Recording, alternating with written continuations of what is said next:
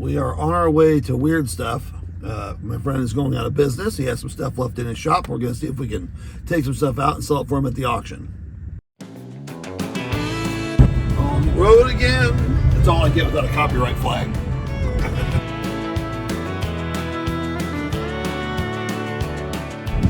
We're on I-70, headed towards Weird Stuff. This is the bumpiest truck ride ever.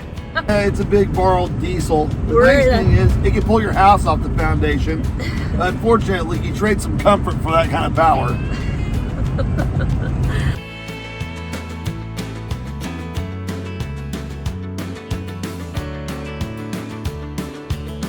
What do you think you might find there? Well, it's called Weird Stuff. So my hope is that I find some weird stuff. Our buyers like weird stuff. Terry's got weird stuff, so let's see what happens.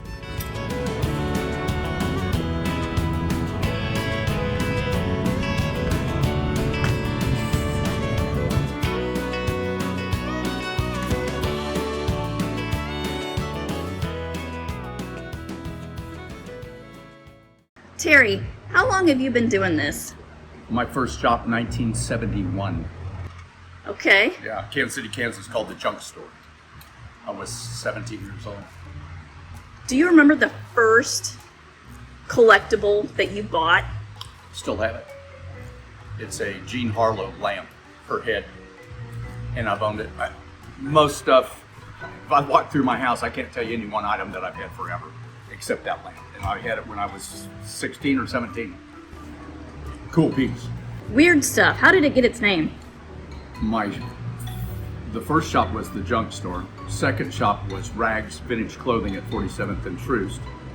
And I sold that one. We did another one next door called Punk Funk, and we did New Wave and 50s, the retro stuff, which was in 1978 maybe, way ahead of its game. Yeah. And then I did Flipped Out Antiques on Westport Road. I was there for 15 years. And I sold that business and the name with it, which kind of screwed me up. I worked for a buyer in Los Angeles as a picker for the studios for about 10 years. But I still had my little shop, and I had to change the name though, and we went with Weird Stuff Antiques instead of Flipped Out. Says it all. Yep, pretty much. Yeah. Do you have any advice for anyone wanting to get into this business? Don't. I'm serious. No. Let me tell you something. I'm getting ready to turn 71 years old in a week.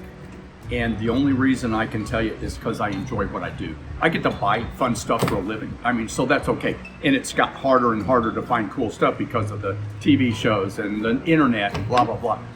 I get, 20 calls a day.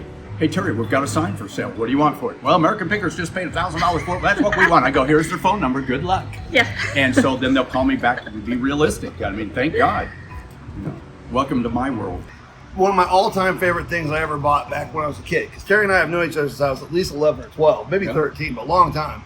I'd known Terry for a little bit, and he came up to me. He was out buying at the what's the one in California? The Rose Bowl. The Rose Bowl. He was out buying at the Rose Bowl. He came back to town, and he's like, "I got something you might want." And I was like, "What is it?" Because I was probably 19, 18 at this point. Yeah.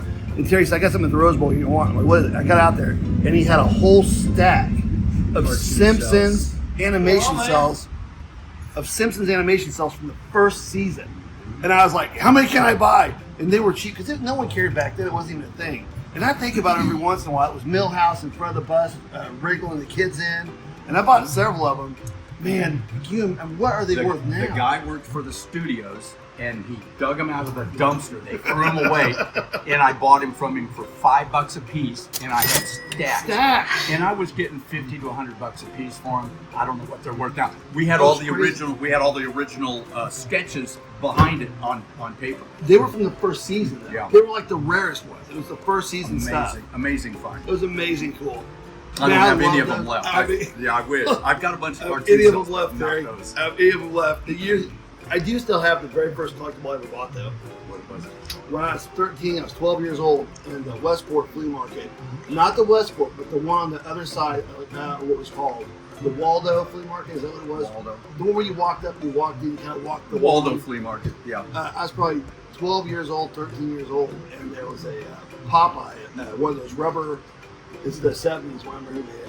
Yeah, not ideal. But anyway, it was in his box and he was sealed it. Back then, those booths were always locked shut. You couldn't get in there. Yeah, right. Half of them were closed on Saturdays. Yeah. So I went back like 4 or 5 weeks in a row because I wanted that Popeye doll.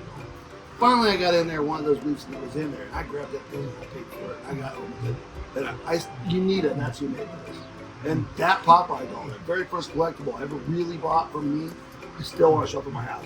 I never sold it. Sold everything I ever owned, did not sell that doll. It's funny.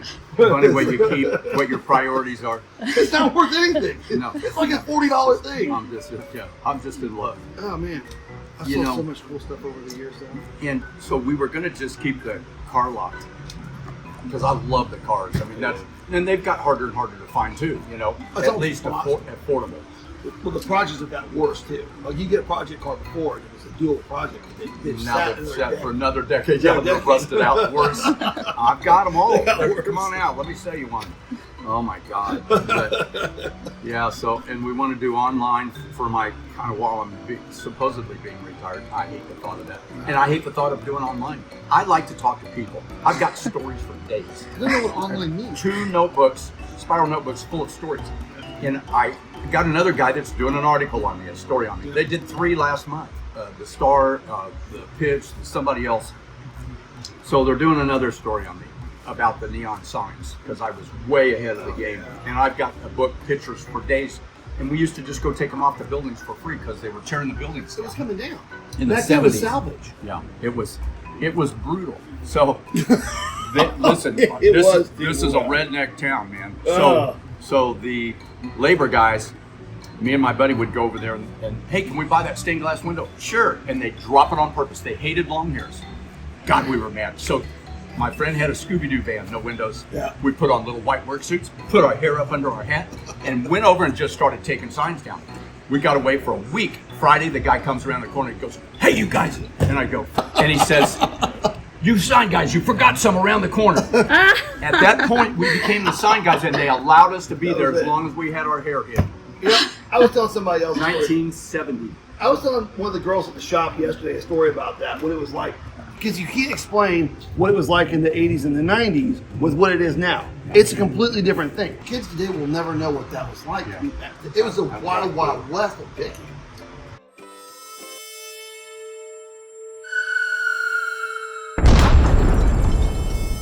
Have to be out. By when? 6 weeks maybe. Oh, Lord. Dude, I've been trying to call everybody and my mother.